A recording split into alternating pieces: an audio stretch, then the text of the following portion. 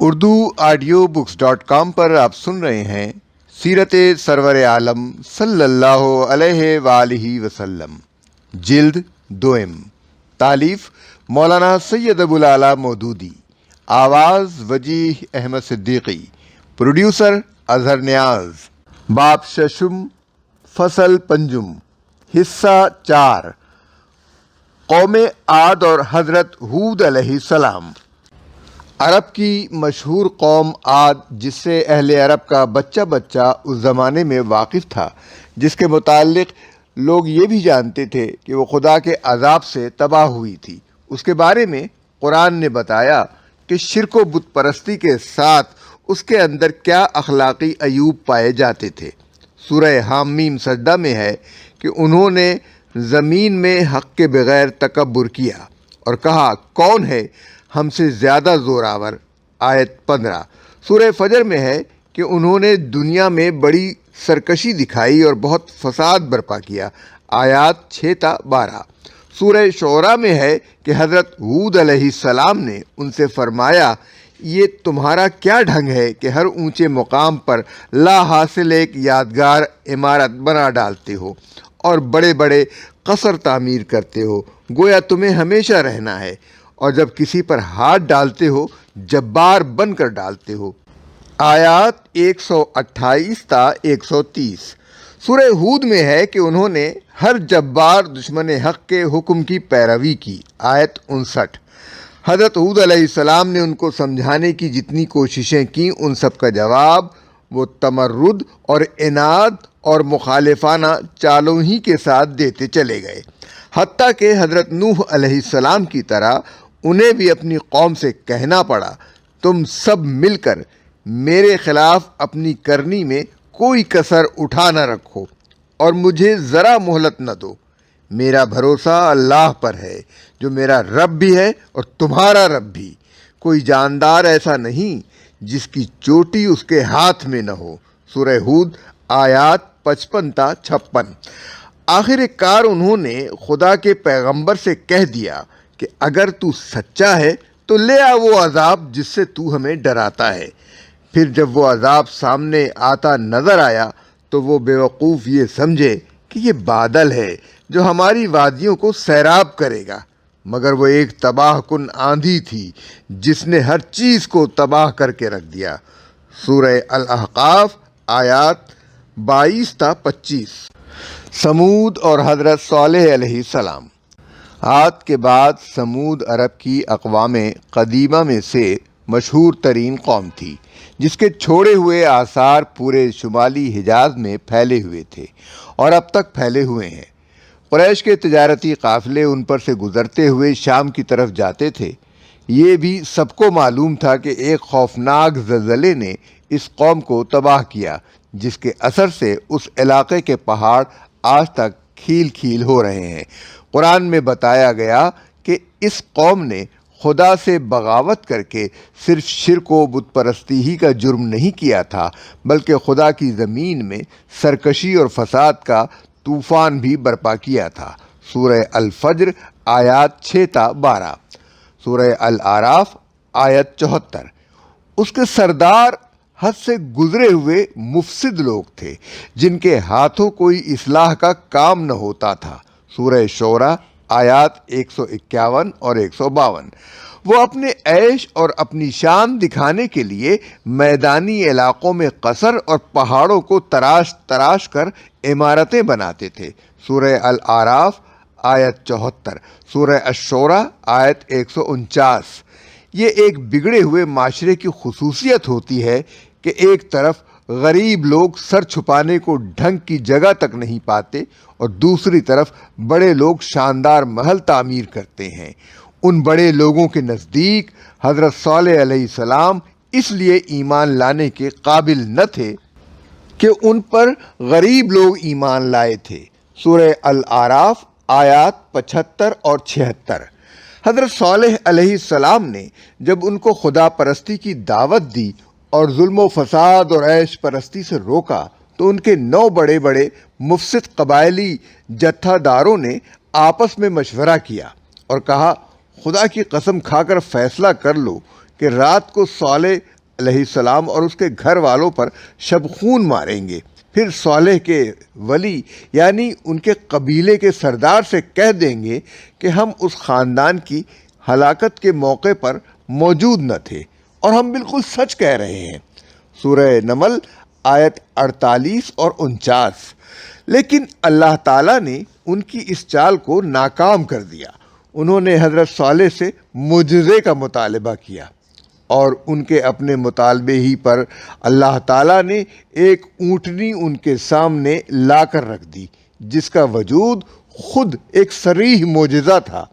اس کے بعد حضرت صالح علیہ السلام کے ذریعے سے ان کو خبردار کر دیا گیا کہ یہ اونٹنی تمہاری زمینوں میں جہاں چاہے گی چرتی پھرے گی، اور ایک دن تنہا یہ پانی پیے گی اور دوسرا دن تم سب اور تمہارے جانوروں کے لیے ہے۔ اس کو تم نے بری نیت سے ہاتھ لگایا تو پھر تمہارے اوپر عذاب آ جائے گا۔ سورہ الاعراف آیت 73، سورہ ہود آیت 64، سورہ شعراء آیت 155۔ کچھ مدت تک وہ لوگ اس اونٹنی سے ڈرتے رہے۔ آخر کار انہوں نے یہ جانتے ہوئے کہ یہ اونٹنی ایک معجزہ ہے، اپنے ایک سب سے زیادہ سرفرے سردار کو پکارا کہ اس بلا سے ہمارا پیچھا چھڑا، اور اس نے اس کام کا بیڑا اٹھا کر اسے مار ڈالا۔ سورہ قمر آیت 29، سورہ الشمس آیات 12 تا 14۔ یہ سرکشی دکھا کر انہوں نے حضرت صالح علیہ السلام کو چیلنج دیا کہ لے آؤ وہ عذاب جس سے تم ہمیں ڈراتے تھے۔ سورہ آراف آیت 77۔ حضرت صالح علیہ السلام نے کہا بس اب 3 دن اپنے گھروں میں مزے کر لو۔ اس کے بعد وہ زبردست کڑاکے دار زلزلہ آیا جس نے حضرت صالح علیہ السلام اور اہل ایمان کے سوا پوری قوم کو ہلاک کر دی، اور ان کے گھر اس طرح پڑے کے پڑے رہ گئے کہ گویا وہاں کبھی کوئی بسا ہی نہ تھا۔ سورہ الاعراف آیت 78، سورہ ہود آیت 65 تا 68، سورہ القمر آیت 31۔ حضرت ابراہیم علیہ السلام، سب سے بڑا مثالی کردار قرآن میں حضرت ابراہیم علیہ السلام کا پیش کیا گیا، جنہیں اہل عرب اپنے دین کا پیشوا مانتے تھے اور جن کے ساتھ نسبت ہی پر قریش کے سارے فخر و ناز اور رسوخ و اثر کی بنا قائم تھی۔ قرآن نے ان کو بتایا کہ ابراہیم علیہ السلام کی وہ کیا خوبیاں تھیں جن کی بنا پر اللہ رب العالمین نے اپنے اس بندے کو اپنا خلیل یعنی دوست قرار دیا۔ سورہ نساء آیت 124۔ اور فرمایا کہ میں تجھے تمام انسانوں کا امام بناتا ہوں۔ سورہ بقرہ آیت 124۔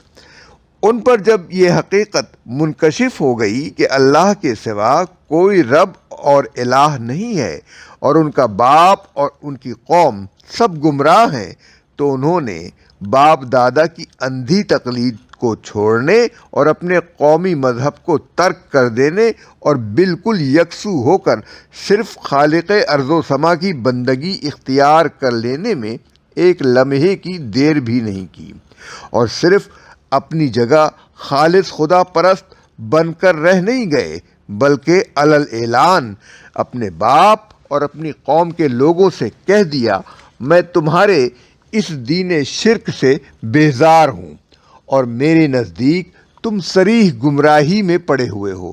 سورہ الانعام آیات 74 تا 81۔ انہوں نے اپنے باپ سے صاف صاف کہا کہ تو اندھے بہرے بے اختیار معبودوں کی بندگی کر کے دراصل شیطان کی بندگی کر رہا ہے، اور باپ نے انہیں سختی کے ساتھ جھڑک کر گھر سے نکال دیا۔ سورہ مریم آیات 43 تا 46۔ انہوں نے جب قوم کو دلیلوں سے سمجھانے کی کوشش کی اور وہ نہ مانی تو موقع پا کر اس کے بت خانے میں گھس گئے اور اس کے بتوں کو توڑ کر عملاً اسے یہ دکھا دیا کہ جن کی وہ بندگی کر رہی ہے وہ اس کو تو کیا خود اپنے آپ کو بھی بچانے پر قادر نہیں۔ سورہ الانبیاء آیات 53 تا 67، سورہ صافات آیات 85 تا 96۔ ان کو ملک کے بادشاہ کے سامنے پیش کیا گیا جو رب ہونے کا مدعی تھا، تو انہوں نے بالکل بے خوف ہو کر اس سے کہا، میں اس ہستی کے سوا کسی کو رب نہیں مانتا جس کے ہاتھ میں زندگی و موت ہے۔ اس نے کہا، زندگی و موت میرے ہاتھ میں ہے۔ انہوں نے یہ منہ توڑ جواب دے کر اسے مبہوت کر دیا کہ اللہ تو سورج کو مشرق سے نکالتا ہے، تو ذرا اسے مغرب سے نکال کر دکھا دے۔ سورہ بقرہ آیت 258۔ ان کے لیے آگ کا الاؤ تیار کیا گیا اور فیصلہ کیا گیا کہ انہیں اس میں پھینک کر زندہ جلا دیا جائے، مگر وہ پھر بھی باطل کے آگے نہ جھکے اور حق کی خاطر جل مرنے پر تیار ہو گئے۔ یہ تو اللہ کا فضل تھا کہ اس نے آگ کو ٹھنڈا کر دیا اور اسے ان کے لیے بے ضرر بنا دیا، مگر انہوں نے اپنی طرف سے یہ ثابت کرنے میں کوئی کسر نہ اٹھا رکھی کہ وہ آگ میں پھینکا جانا قبول کر سکتے ہیں، حق کو چھوڑ کر باطل کی بندگی کرنا قبول نہیں کر سکتے۔ سورہ الانبیاء آیات 68 تا 70، سورہ صافات آیات 97 اور 98۔ آخر کار جب ان کے لیے یہ سوال پیدا ہو گیا کہ دین کو چھوڑیں یا وطن کو، تو انہوں نے دین کو نہ چھوڑا اور گھر، خاندان، قوم، وطن سب کو ہمیشہ کے لیے چھوڑ کر خدا کے بھروسے پر نکل کھڑے ہوئے۔ جانتے تھے کہ غریب الوطنی کیا چیز ہوتی ہے، خصوصاً اس زمانے میں اپنی قوم کی پناہ سے نکل کر کسی غیر علاقے کا رخ کرنا جیسا کچھ خطرناک ہو سکتا تھا، اس سے وہ ناواقف نہ تھے، مگر انہوں نے بے تکلف کہہ دیا کہ میں اپنے رب کی طرف جاتا ہوں، وہ میری ضرور رہنمائی فرمائے گا۔ سورہ صافات آیت 99۔ بڑھاپے کی عمر میں جب بڑی دعاؤں اور تمناؤں کے بعد ان کے ہاں ایک لڑکا پیدا ہوا تو ان کے رب نے ان کو ایک اور سخت آزمائش میں ڈالا۔ انہیں اشارہ کیا گیا کہ اس دودھ پیتے بچے کو اس کی ماں کے ساتھ لے جا کر مکے کی سنسان بے آب و گیاہ وادی میں اس جگہ چھوڑ آؤ جہاں ہم اپنا گھر بنانا چاہتے ہیں۔ وہ اس حکم کی تعمیل کے لیے بھی بلا تامل آمادہ ہو گئے اور فلسطین سے جہاں وہ رہتے تھے سینکڑوں میل دور لے جا کر بیوی اور بچے کو بالکل خدا کے بھروسے پر چھوڑ دیا۔ سورہ الحج آیت 26، سورہ ابراہیم آیت 37۔ پھر ایک اور اس سے بھی زیادہ شدید آزمائش کی گئی۔ جب وہی لڑکا بڑا ہو کر اس عمر کو پہنچ گیا کہ باپ کے ساتھ دوڑ دھوپ کر سکے تو اشارہ کیا گیا کہ اسے ہمارے لیے ذبح کر دو۔ وہ اس فرمان پر بھی عمل کرنے کے لیے آمادہ ہو گئے اور بیٹے کے گلے پر چھری پھیرنے ہی والے تھے کہ اللہ تعالیٰ نے ان کی قربانی قبول فرما کر ایک ذبح عظیم کو اس کے فدیے میں دے دیا۔ سورہ صافات آیت 100 تا 107۔ خدا اور اس کے دین کے معاملے میں وہ کسی کے ساتھ کوئی رو رعایت کرنے کے لیے تیار نہ تھے۔ وطن چھوڑتے ہوئے انہوں نے صاف صاف اپنی قوم سے کہا، ہمارے اور تمہارے درمیان ہمیشہ کے لیے عداوت ہو گئی اور بیر پڑ گیا جب تک تم اللہ واحد پر ایمان نہ لاؤ۔ سورہ ممتحنہ آیت 4۔ اپنے باپ سے انہوں نے دعائے مغفرت کا وعدہ کیا تھا اور دعا کی بھی، مگر جب انہیں احساس ہوا کہ وہ تو اللہ کا دشمن تھا تو انہوں نے اس سے محبت کا یہ تعلق بھی ختم کر دیا۔ سورہ توبہ آیت 114۔ یہ تھی وہ سیرت اور یہ تھا وہ کردار جسے دعوت اسلامی نے نمونے کے طور پر لوگوں کے سامنے پیش کیا۔ حضرت لوط علیہ السلام اور قوم لوط۔ حضرت لوط حضرت ابراہیم علیہ السلام کے بھتیجے تھے اور ان کے ساتھ ہی ہجرت کر کے فلسطین کی طرف آئے تھے۔ یہاں جس جگہ انہوں نے اپنا مسکن بنایا تھا اس کے قریب ہی ایک نہایت خبیث قوم آباد تھی جو دنیا میں خباثت کے اعتبار سے اپنی نظیر نہ رکھتی تھی۔ اللہ تعالیٰ نے حضرت لوط علیہ السلام کو اس کی اصلاح کا کٹھن کام سپرد کیا اور انہیں نبی بنا کر اس کے علاقے میں بھیج دیا۔ اس قوم کا حال یہ تھا کہ اس میں مرد کی مرد سے مباشرت عام تھی، جس کا ارتکاب چھپ کر بھی نہیں بلکہ علانیہ ایک دوسرے کے سامنے اور بھری مجلسوں میں کیا جاتا تھا۔ اس پر مزید وہ ایک رہزن قوم تھی، کسی شخص یا قافلے کا اس کے علاقے سے بخیریت گزر جانا ممکن نہ تھا۔ سورہ نمل آیت 54، سورہ العنکبوت آیت 29۔ حضرت لوط علیہ السلام نے برسوں اس کو خدا سے ڈرایا اور ان حرکتوں سے باز آ جانے کی تلقین کی، مگر اس کا جواب یہ تھا کہ اے لوط، اگر تو نے یہ باتیں نہ چھوڑیں تو ہم تجھے اپنے ہاں سے نکال دیں گے۔ سورہ شعراء آیت 167۔ حضرت لوط علیہ السلام نے ان دھمکیوں کی پرواہ نہ کی اور اپنی تبلیغ جاری رکھی تو ان لوگوں نے آپس میں طے کیا کہ آل لوط کو اپنی بستی سے نکال باہر کرو، یہ بڑے پاک باز بنتے ہیں۔ سورہ الاعراف آیت 82، سورہ العنکبوت آیت 56۔ آخر کار اللہ تعالیٰ نے ان کو سزا دینے کا فیصلہ فرما دیا اور اس پر عمل درآمد کے لیے ایک عجیب طریقہ اختیار کیا۔ چند فرشتے خوبصورت لڑکوں کی شکل میں حضرت لوط علیہ السلام کے ہاں مہمان بنا کر بھیج دیے گئے۔ ان کا آنا تھا کہ سارے شہر میں خوشی کی ایک لہر دوڑ گئی اور لوگ جوق در جوق حضرت لوط علیہ السلام کے گھر کی طرف چڑھ دوڑے تاکہ ان لڑکوں کے ساتھ فعل بد کریں۔ حضرت لوط علیہ السلام نے ان کی بے انتہا منت سماجت کی کہ میرے مہمانوں کے معاملے میں مجھے رسوا نہ کرو، کیا تم میں کوئی بھلا آدمی نہیں ہے؟ مگر ان لوگوں پر ایک نشہ سا سوار تھا۔ انہوں نے حضرت لوط علیہ السلام کی ایک نہ سنی بلکہ الٹا ان کو ڈانٹا کہ کیا ہم بارہا تمہیں منع نہیں کر چکے ہیں کہ دنیا بھر کے ٹھیکیدار نہ بنو؟ سورہ الحجر آیت 70۔ تب فرشتوں نے حضرت لوط علیہ السلام سے کہا، ہم خدا کے بھیجے ہوئے فرشتے ہیں اور ان پر عذاب نازل کرنے کے لیے بھیجے گئے ہیں۔ آپ صبح سے پہلے اپنے گھر والوں کو لے کر یہاں سے نکل جائیں۔ جو لوگ ان کے مکان پر چڑھ آئے تھے ان کو تو اسی وقت اندھا کر دیا گیا۔ سورہ قمر آیت 37۔ اور صبح سویرے باقی قوم کا تختہ الٹ دیا گیا، اس کی بستیاں تلپٹ کر دی گئیں اور اس پر ایسے پتھروں کی بارش کی گئی جن میں سے ہر ایک نشان زدہ تھا کہ کس پتھر کو ان میں سے کس آدمی کا خاتمہ کرنا ہے۔ سورہ ہود آیات 82 اور 83۔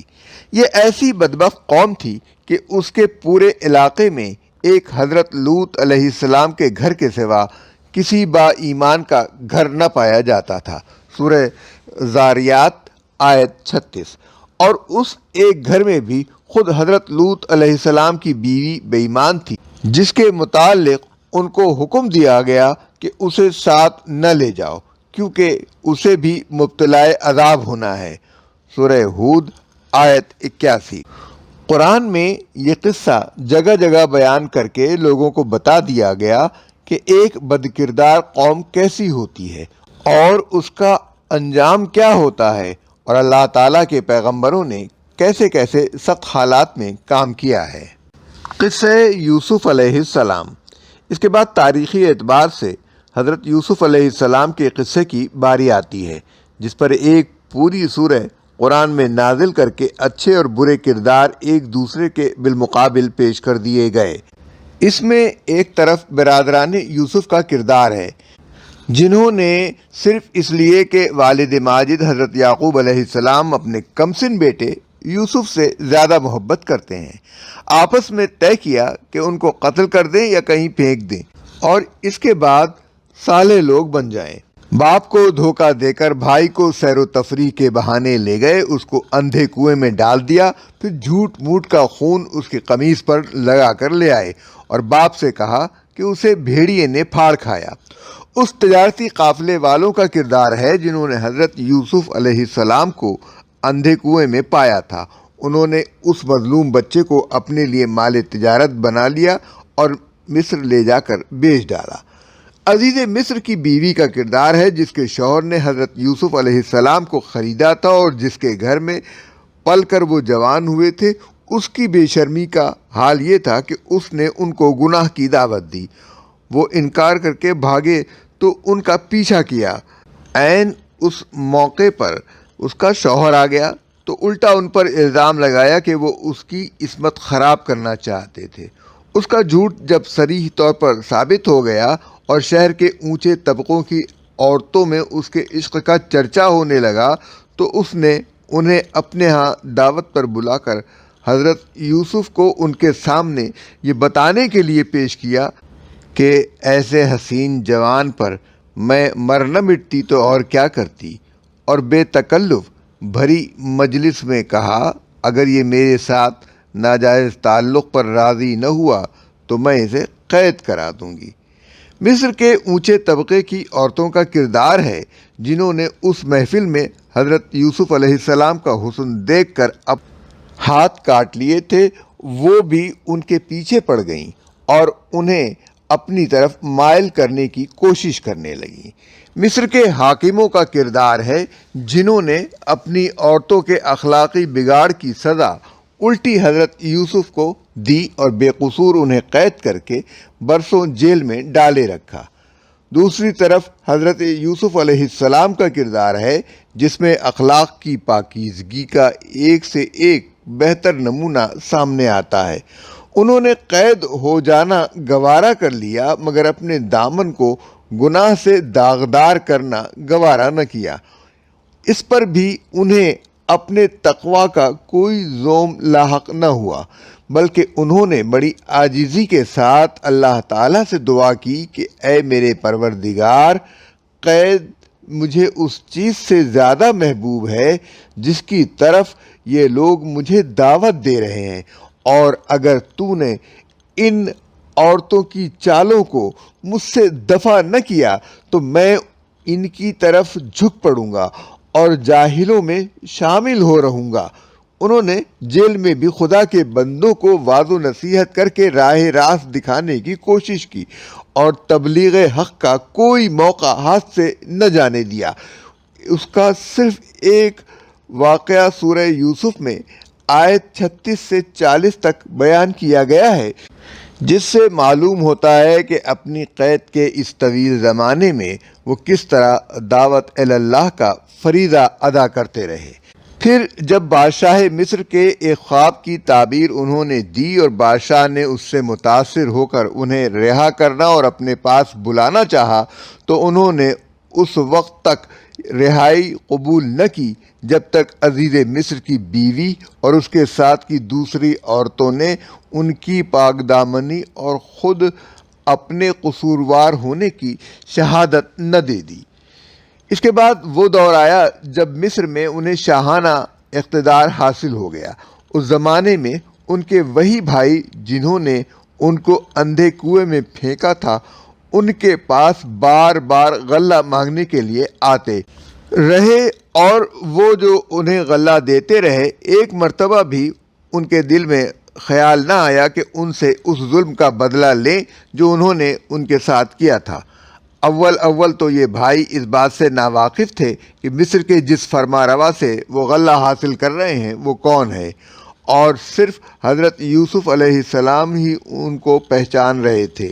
مگر جب تیسری مرتبہ وہ آئے اور حضرت یوسف علیہ السلام نے انہیں بتایا کہ میں تمہارا وہی بھائی ہوں جس کے ساتھ تم نے وہ ظلم کیا تھا جو تم جانتے ہو، اور انہوں نے اپنے خطا کار ہونے کا اعتراف کیا، تو حضرت یوسف علیہ السلام کا جواب یہ تھا آج تم پر کوئی گرفت نہیں، اللہ تمہیں معاف کرے، وہ سب سے بڑھ کر رحم فرمانے والا ہے۔ پھر صرف یہی نہیں کہ انہوں نے اپنے والد ماجد حضرت یعقوب علیہ السلام کو وطن سے مصر بلوایا، بلکہ ان بھائیوں کو بھی ان کے سارے اہل و عیال سمیت بلا کر وہاں عزت کے ساتھ آباد کیا۔ آخری شان اس عظیم انسان کے کردار کی سورہ یوسف میں یہ دکھائی گئی کہ اپنے اس عروج پر وہ کسی فخر و غرور کا اظہار نہیں کرتا، بلکہ اللہ تعالیٰ کے آگے سر بندگی خم کر کے عرض کرتا ہے کہ اے میرے رب، تو نے مجھے حکومت بخشی اور مجھ کو باتوں کی تہ تک پہنچنا سکھایا۔ زمین و آسمان کے بنانے والے، تو ہی دنیا اور آخرت میں میرا سرپرست ہے۔